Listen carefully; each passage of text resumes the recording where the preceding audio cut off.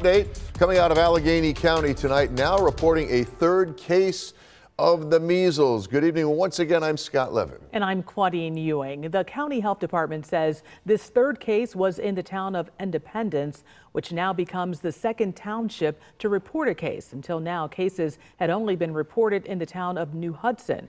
The county says along with the 3 confirmed cases, there are now 14 presumed positive cases, up from 10 just over the weekend. The health department says through contact tracing, it has determined the link between all the cases to be a potential exposure to an infected person associated with horse auctions and who traveled around the state to Ohio and Pennsylvania. This all comes as public health leaders here in New York and across the Northeast speak out after a recent executive order from President Trump made some changes to the recommended childhood vaccine schedule.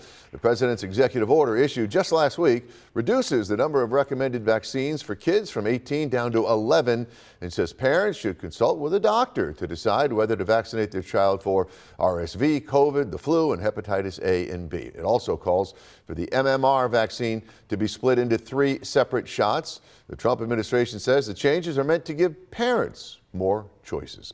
And in a statement today, the Northeast Public Health Collaborative, which the New York Department of Health is a part of, says that it reaffirms its endorsement of the vaccine schedule issued by the American Academy of Pediatrics. The group says this is especially concerning as the U.S. sees its largest breakout of measles in decades, saying, quote, immunizations save lives, and parents should be able to trust that the health recommendations they receive are based on science.